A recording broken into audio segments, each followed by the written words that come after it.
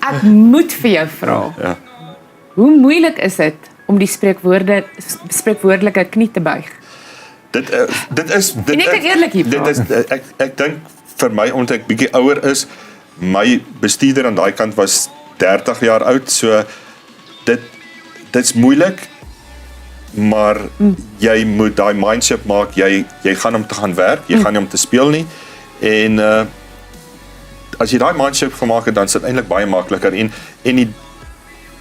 jou vriendskap wat jy aan daai kant met die ander Suid-Afrikaners opbou, dis belangrik, want die Amerikaners, dis 'n snaakse nasie, Ja.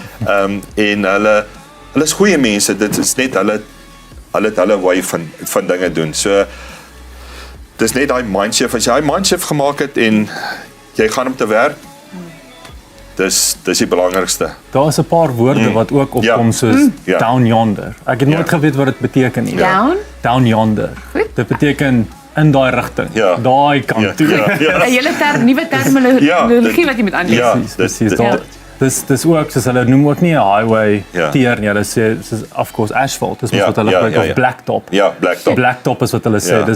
Dis hierdie klein goedjies wat jy moet gewoond raak en ook jy het my gesê daar was 'n shifting. Ons Ja. noem dit 'n shifting. Wat noem hulle dit daar? Hulle noem dit adjustable range. Adjustable range. Nou as hulle sê gaan kry my adjustable range dan hardloop jy daar in as van Het nie 'n idee ja. nie. wat is hierdie ding nou?